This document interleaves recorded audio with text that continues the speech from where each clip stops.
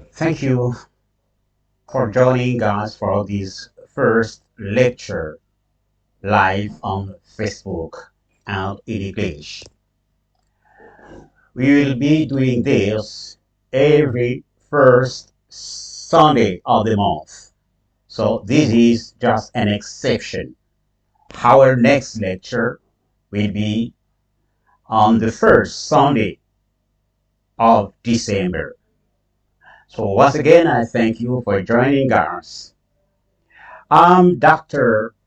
Kiatezua Lubanzadio Luyaluka. I'm founder and manager of Nzilaloa. Nzilaloa is a modern academy of African traditional spirituality. As such, Nzilaloa comprises two branches. An academic branch, the first one, which is called Institut des Sciences Animiques, and an initiatory branch called also Nzilaloa. So within the frame of the Institut des Sciences Animiques, we do researches on African traditional epistemology and spirituality.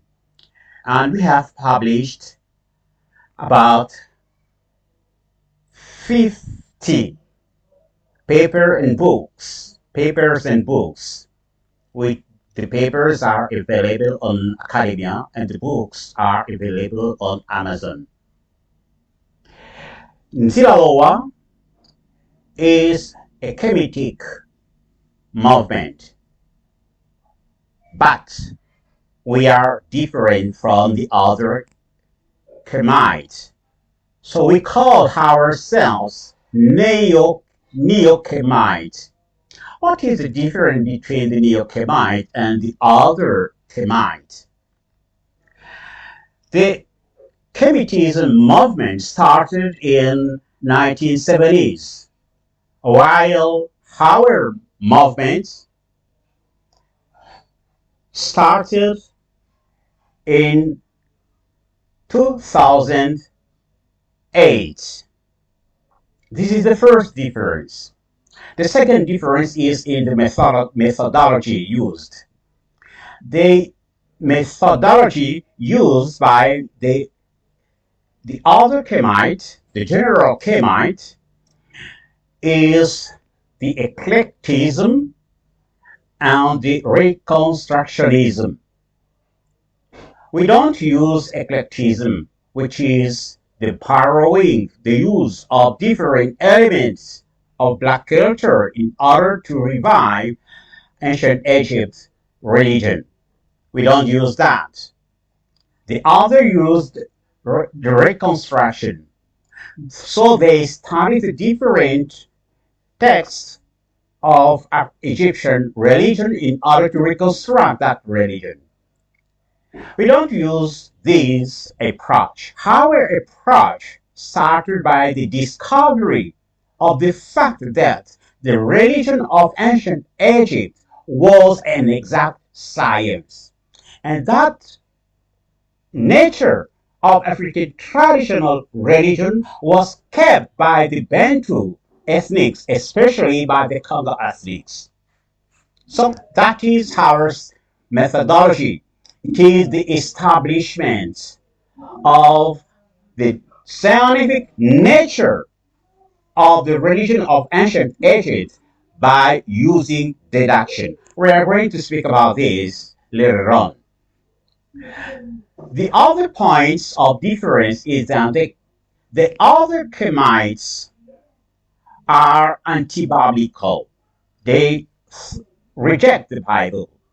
We don't reject the Bible. We take Simon Kibambu, the prophet Simon Kibambu as our exemplar. And Simon Kibambu said that the Bible contains the principles that are ours and that they were stolen from our ancestors. When someone steals your ideas, you don't let those ideas to him. You claim what belongs to you. So Simon Kibambu said to us, study those principles because they belong to us. The other point of difference, the last point of difference is that the Kemites, the general Kemite rejects the person of Jesus. We agree with them that the historical Jesus may have not existed. In fact, the word Jesus is a Roman one, so it wasn't certainly not his true name. But the fact for us is this one.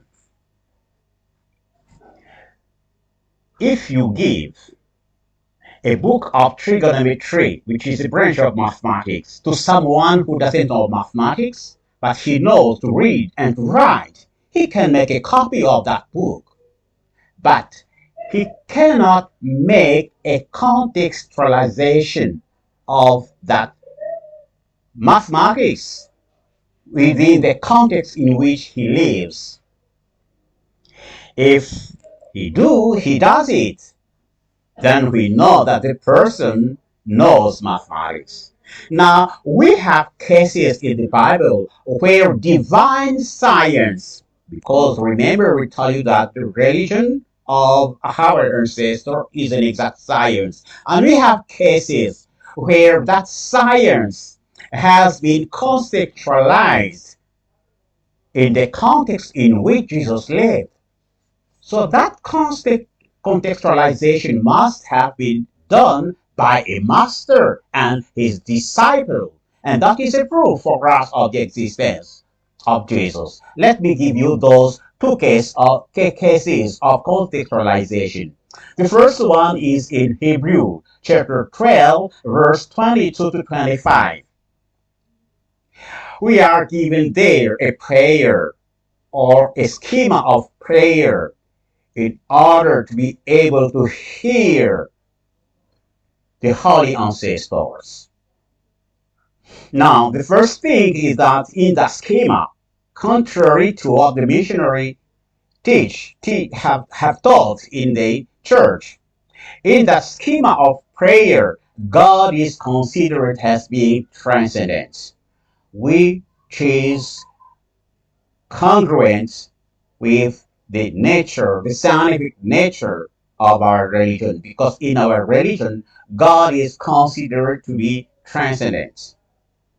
So in that prayer, in that schema of prayer, that prayer is not directly addressed to God, the Most High.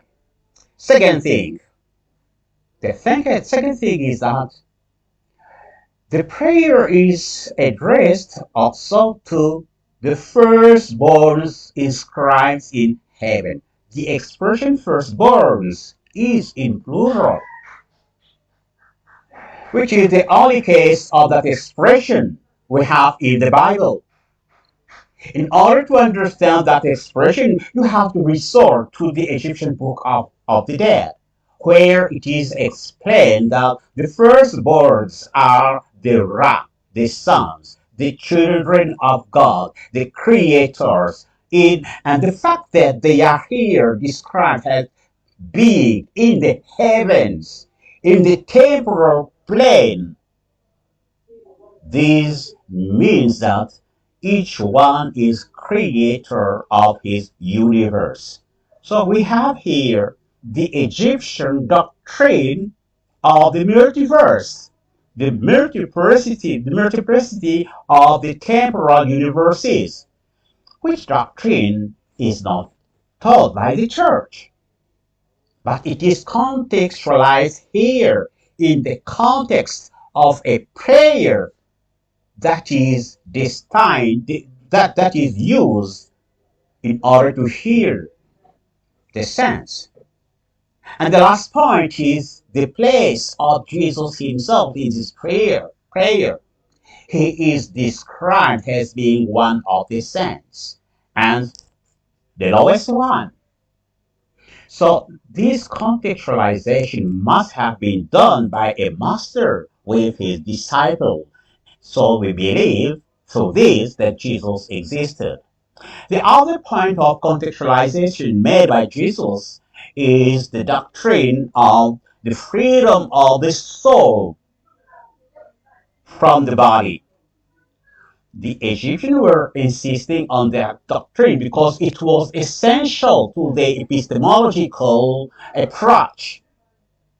If soul is free from the body, then soul can go to higher plane and get knowledge and bring them to this plane. Now the corollary of this doctrine of the freedom of the soul is the immortality of the soul. Because if soul is in the body, as it was taught by the Greeks, then at the death, the soul and the body perish. But if the soul is not in the body, then at the death, the soul keeps on living in the beyond. The soul is immortal. Jesus, when he was living, it was under the Roman Empire, but the influence of the Greek has been continued, and he was debating with the Sadducees about this doctrine, telling them that soul is immortal, life continues after death. And he used to say, you say God of Abraham, God of Jacob, God of Moses, God is not God of the dead, because for him they are alive. So here also we have a case of this divine science conceptualized. So we believe that there is a master who lived and who is called Jesus. I know some will say, oh yes, that master was Osiris. No, no. The Egyptian Book of the Dead teaches us that Osiris means child of God. To become an Osiris, a manifest child of God, was the aim of any initiates. And that master could not be also Horus, because Horus is not a human being. The Egyptian Book of the Dead, speaking of Horus, it says, I'm Horus. I'm the one who abides in the heart, in the one who abides in the body. So Horus is the divinity which abides in you and me. So it could not be Horus and it could not be others. So we are different from the other Kemite and we call ourselves Neokemites. The theme of our lecture is African traditional religion as an exact science. When I speak of religion as an exact science, many people are upset. I remember a lecturer at the university told me, when you say that religion is a science, it beats on my head. Yes, I understand that because we have been accustomed to the belief that every religion must be just a set of beliefs on which people cling with faith. In fact, this is the very definition of religion given by the Webster Dictionary. However, the religion of my ancestors, the religion of your ancestors, the religion of our ancestors was an exception. It was an exact science. And we are going to prove this. The first thing we have to remember is this. When the Grecian students, Plato, Aristotle, Xenophanes, were the flocked in ancient Egypt in order to learn, in their land, the culture was a polytheistic one. Now, polytheism is not the belief in many gods. No, Polytheism is the belief in many independent gods. We Africans believe in many gods, but we believe that among those gods there is one who is supreme. The other are just his manifestation. This is not polytheism. This is true monotheism. I'm going to come back on this notion. So those students, after learning in ancient Egypt, they went back and they made an attempt to demonstrate the existence of a Most High God. We have to ask ourselves a question here of what God was it about? Because they have many gods in their culture. So the answer is that they have been taught the existence of a Most High God in ancient Egypt. So they were trying to demonstrate the existence of this Most High God. But they never happened to prove this up to now. The Western philosophers, the Western theologians use the cosmological argument, but they only happen to demonstrate the existence of a creator. They are unable, totally unable to prove that that creator is the Most High God. Why? The reason is simple. They define God as being the Most High Creator. So for them, the Most High is also the Creator. Now, this notion is completely false. Why? Because you have to ask yourself the question, where does creation occurs? There are only two possibilities. Either creation occurs in the Most High, or it occurs outside of Him. If creation occurs in the Most High, then at the moment of its occurrence, something in God goes from nothingness to existence, which means that God changes. And if God changes, there must be a principle of the mutability of God, which principle must be greater than God, which is impossible.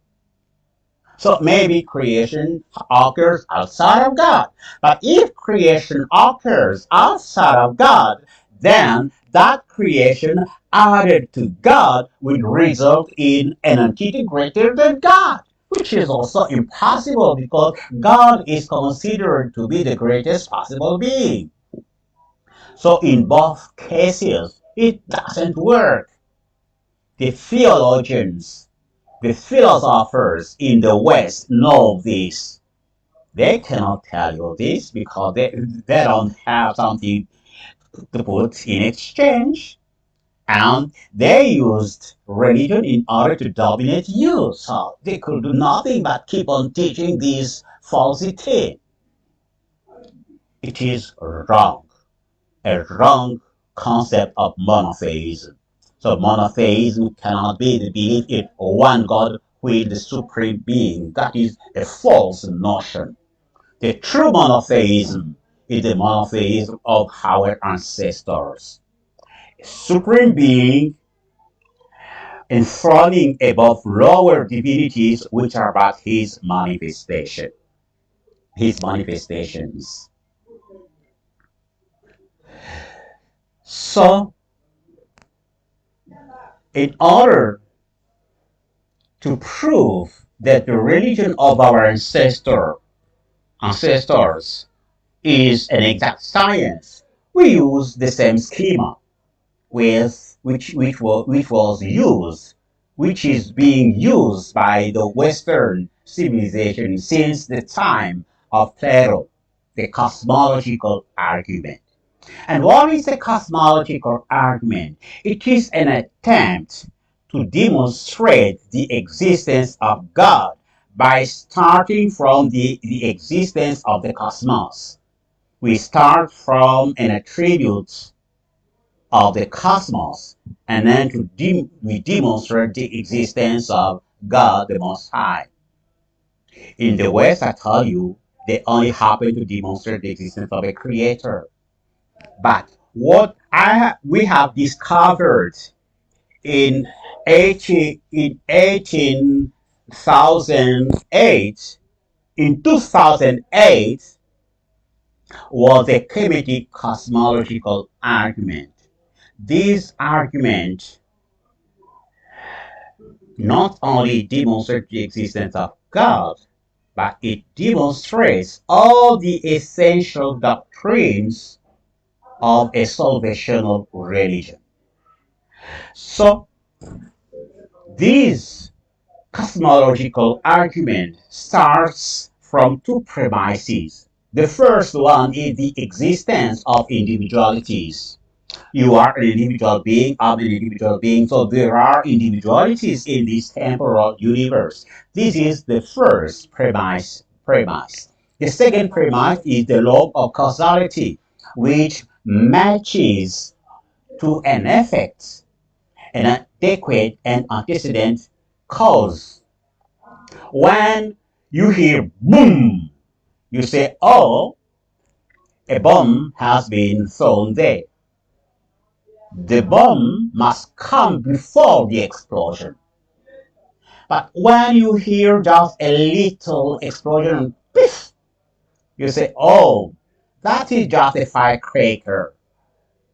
Because the explosion and the cause must be an adequate one.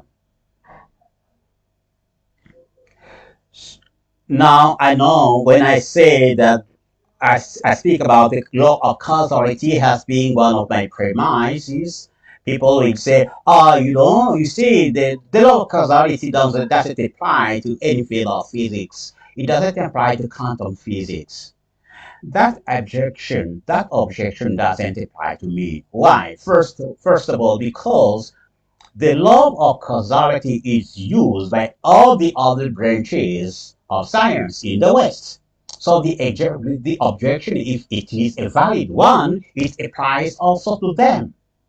The second thing is that the quantum physics began with what is called the particle wave dilemma.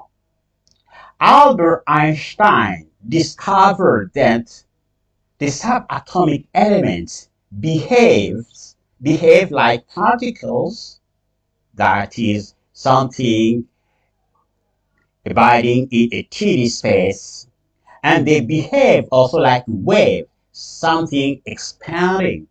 Both nature are contradictory.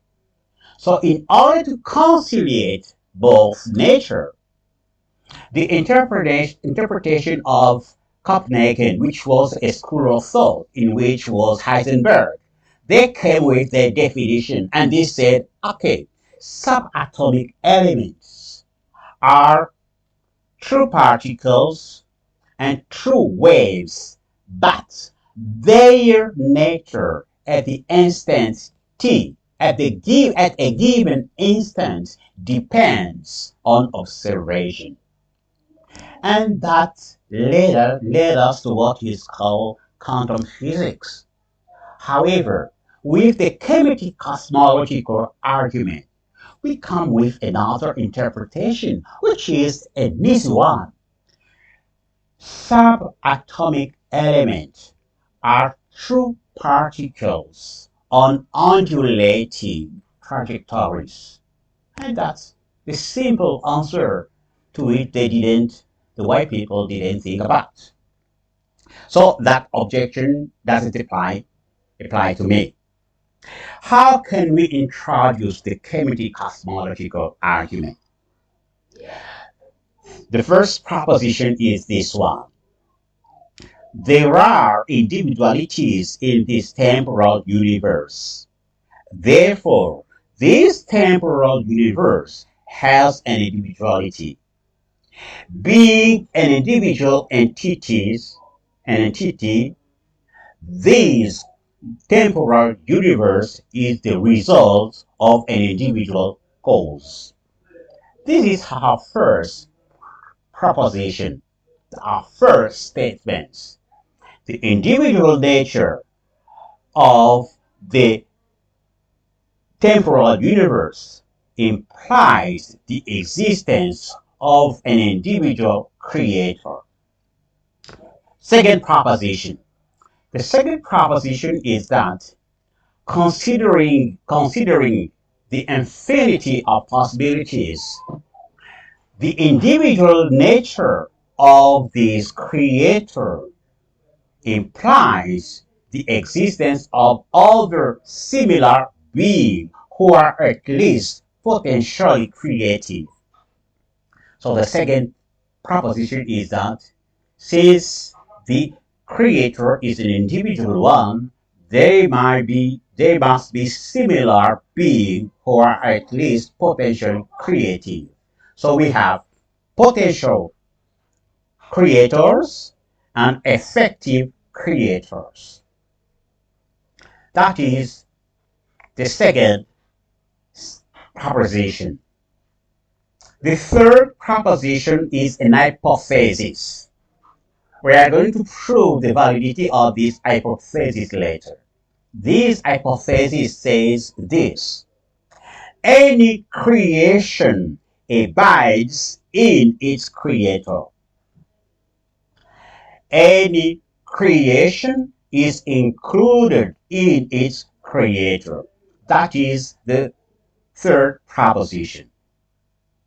Now, considering this hypothesis, if we take an entity which includes all the effective and potential creators, we arrive at a being who is the greatest possible one. Because remember, any creation we will think about must be in its creator, and the creator must be in this entity. So this last entity is the greatest possible being. That is the fourth proposition. There is an entity including all the potential and effective creators. That entity is the greatest possible being. And because it is the greatest possible being, it is the Most High God. Remember, we have already overtaken the white people because they stopped just at the demonstration of the existence of a creator. We have gone beyond that point already. Now, let me give you three attributes of the Most High that are essential to this theology. The first one is that God must be, the Most High must be indivisible. If he were not, then there might be a principle of his divisibility. And according to the law of causality, that principle must be greater than God. That is, greater than the greatest possible being, which is impossible. So God is absolutely indivisible. Second attribute, God is absolutely immutable. God cannot change. Because otherwise, there might be a principle of the mutability of God. And that principle must be greater than God, which is also impossible. So, God is absolutely immutable, and God is absolutely indivisible. This leads us to the third to the third the third attribute. The third attribute is that God is transcendent. I know that each one of you knows that transcendent means God is above everything. Yes, but here it means also that God doesn't know evil. We know from the absolute indivisibility of God that in him to know is to be. What God knows is what he is. If God knew evil, Under his absolute indivisibility, he will be infinitely good and infinitely bad, which is a contradiction. Therefore, God doesn't know evil. So God is transcendent, absolutely indivisible, and God is absolutely immutable. The transcendence of God explains why prayers were not directly addressed to him in ancient Egypt and among the other African people.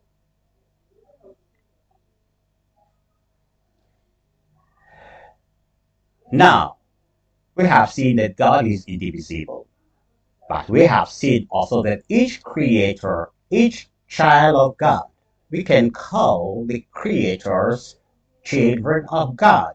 And God Himself, we can call Him the Father, Mother.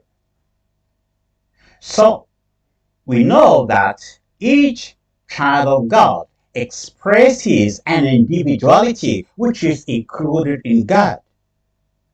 However, God is indivisible. Therefore, each child of God expresses the fullness of God, but in an individual manner. That fullness of God, we call it the Logos. So we have here now three kind of celestial entities. The Most High, the Father Mother, the children of God, of the Creator, the potential and effective creators, and the Logos. We can draw another doctrine here, the doctrine of solar trinity. Under the absolute indivisibility of God, the Most High, the Child of God, and the Logos are inseparable in existence, in substance, and in activity. What is most important here is the oneness in activity. Let me give you an illustration of this. If you put yourself in front of a mirror, there will be three reality. The first is yourself. The second is the power of the reflection of the mirror. And the third is your image in the mirror. If you move, thanks to the power of the reflection, your image will also move. If your image acts, it is you acting in it thanks to the power of the reflection of the mirror. Now, the Logos is the power of the reflection of the divine nature. This is a second definition of the Logos. You can also define the Logos as the power of the reflection of the divine nature, which power is in you and in me. But it is a potential one, so it needs to be developed.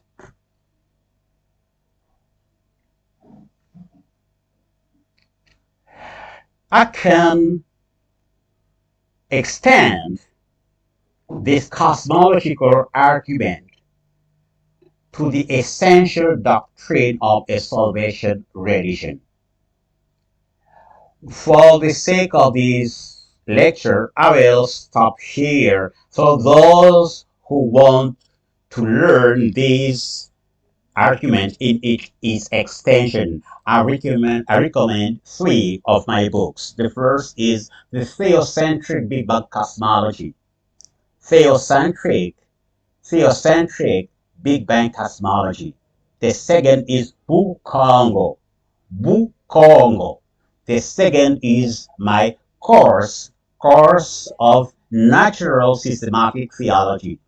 Course of Natural Systematic Theology. They all can be found at Amazon. So I'm going just to add the point of cosmology. The point here is a question. Where does this temporal universe exists considering the Most High God?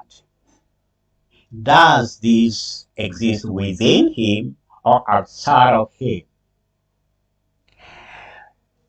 If this temporal universe were inside the Most High, then at the moment of its occurrence, God will change. Now we have learned that God is absolutely immutable. So creation of this temporal universe is not in the Most High God.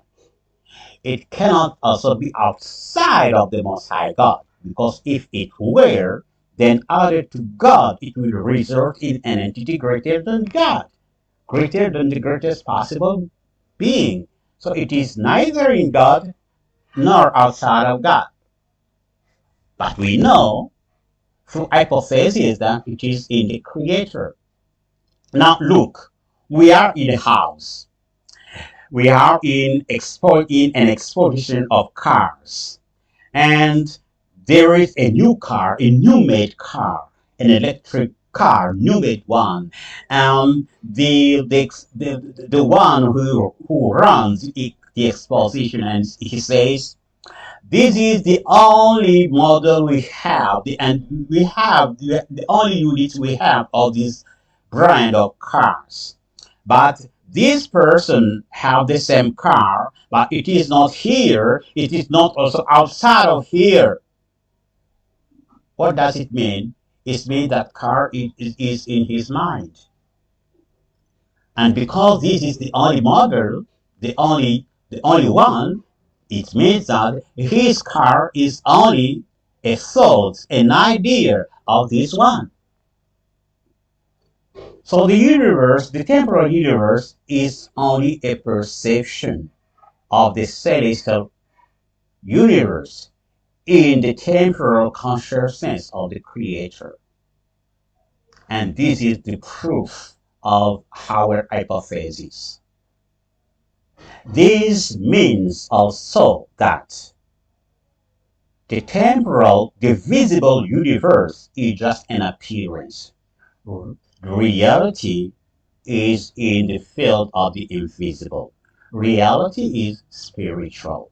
Reality is not material. The material is just an appearance of reality. And remember, we arrived to this conclusion through deduction. The definition of deduction is that it is a kind of reasoning where it is impossible for the conclusion not to be true when the premises are true. So it means that the conclusion we have reached cannot not be true because the premises are true. Now, the question is, remember I told you that this cosmological argument can be extended to all the essential doctrines of a salvational religion. Therefore, it is a natural systematic theology, and it is the first time in the known history of humanity that this natural systematic theology is stated. Now the problem is we have here a set of propositions which are deduced through deduction, which are obtained through deduction, and which are coherent. They are coherent because each is obtained deductively from the previous one, so they cannot contradict each other. And when you have a set of deductive and coherent statements, you have what is called an exact science. That's why geometry, Euclidean geometry, is an exact science.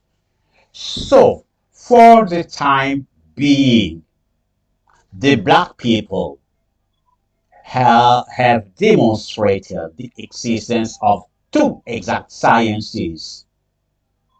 mathematics, and the Kemetic cosmological argument. So the problem here is this theology, this natural systematic theology, congruent with the region of ancient Egypt or of Sumer? My answer is yes. What we have learned here is the existence of a Most High God, of a Creator, of the multiplicity of temporal universes, because there are many effective creators, the existence of Logos, the existence of Trinity, and the apparent nature of the visible universe. And this is exactly what was being taught in ancient Egypt. Remember, the Most High God was known as the Sun Lord in the Book of the Pyramids.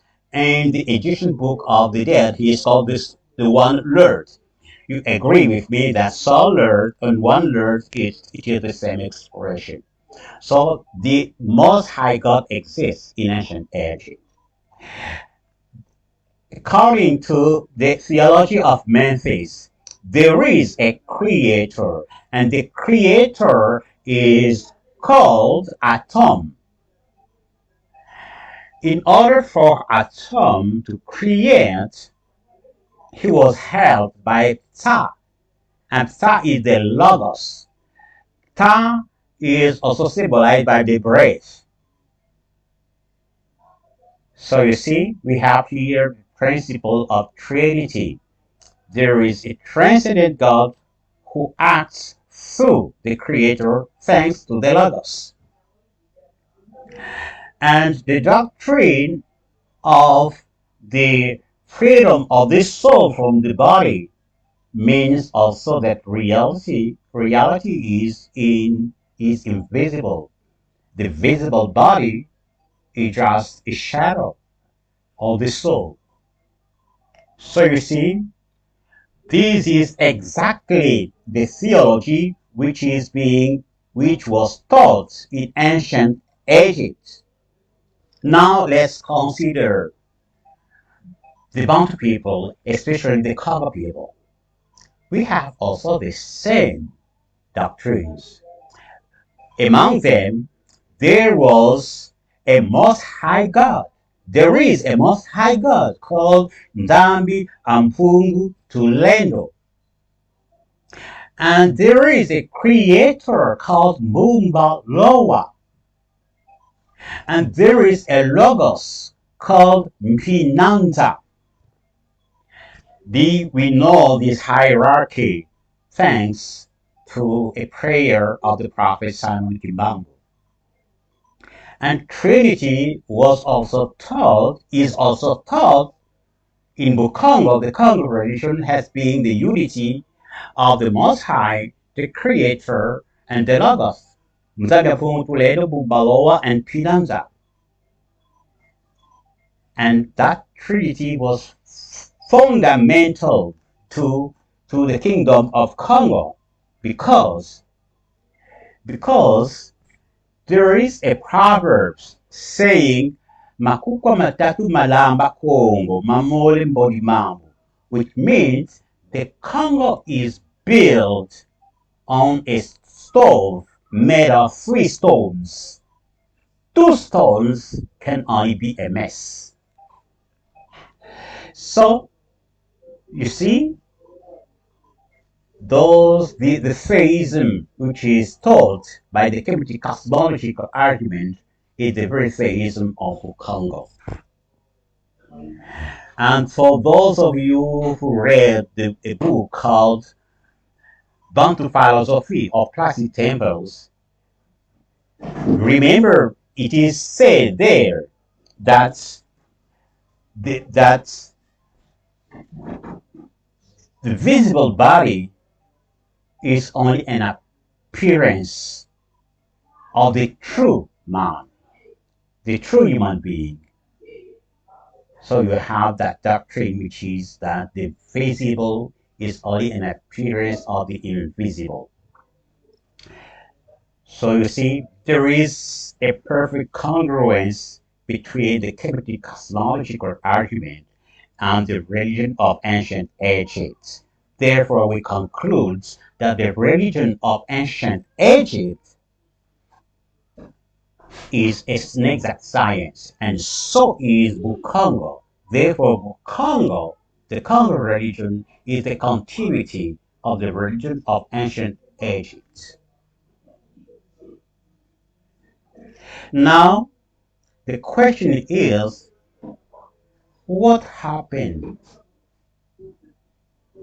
Why did we lost this configuration of African traditional religion in almost all the trends of our religion? The answer is that, first of all, there is the influence of the Western thought. When those people flocked in Africa, they came with a wrong notion of God as being the Most High Creator. So, by convincing our ancestors that that is the true notion of God, they blemished our theism. The second point is the destruction of the Initiatory Academy during the year 1830s. The Western anthropologists realized that the black people were resisting the domination of the West. And if they were resisting, it was due to the initiatory power. So they advised to the politician to close the initiatory academies. So most of the initiatory, if not almost all of them, were closed. Now, those academies were the custodians of our religion. So the true nature of our religion was lost in that way. The third thing is that when the white people, the missionary, came in a place here in Africa, they will always ask the black people, who do you worship? And usually the black people will not say the Most High because they believe that the Most High is transcendent, so they don't address prayer directly to Him. They will say they will give the name of the Creator or the name of the highest divinized ancestor, and the white people will take that name as being the name of the Most High God. So in that way, many of our religions were blemished. For example, if you go in Madagascar, you ask the people, the Most High God will tell you Unkurunkuru. Now, Unkurunkuru means only the most ancient of the ancestors. So it is the highest divinized ancestor. The same is called among the Lubakasai Mviri Mukuru. So Mviri Mukuru is not the most high. So in that way, our religion was also distorted. And then came also the collective oblivion of those doctrines. So in this way, the religion which was an exact science in ancient Egypt became a mere belief, except among the Congo people. So there have been what I call the epistemic regression, going from a science to a belief. So we have to resolve that epistemic regression. Why? First of all, because by reducing that epistemic regression, Africa will find itself again superior, epistemologically superior to the West, because ours will be a scientific religion, while their religion will always remain a mere belief. The second thing is that our science and our technology are based on the demonstrable fact that reality is spiritual. Remember, It is the last point I demonstrated with the Kemetic cosmological argument that reality belongs to the invisible, and the matter is only an appearance. The white people, the science of the white people is based on the belief that reality is material.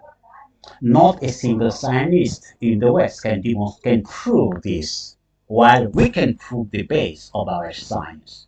So you see, these by reducing the epistemological regression of the different trends of our religion, we will give back to Africa his epistemological superiority to the West.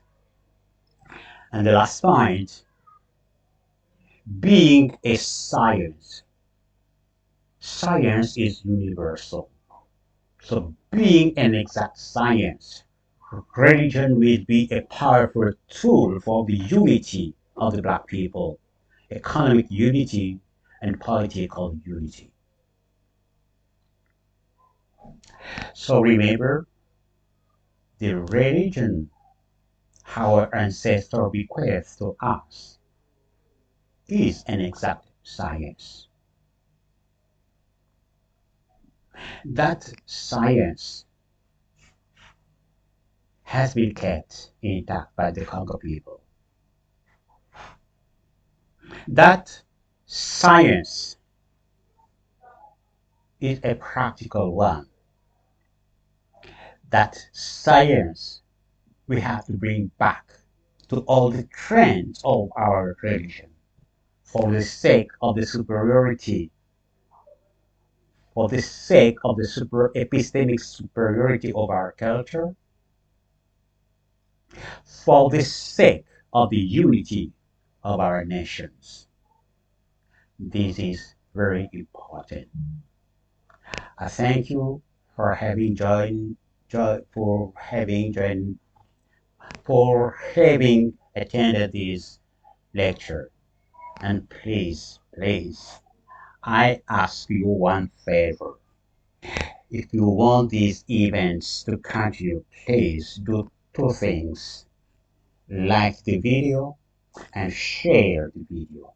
Don't forget these two things. Like the video and share the video. In that way, we will reach many people. I thank you so much.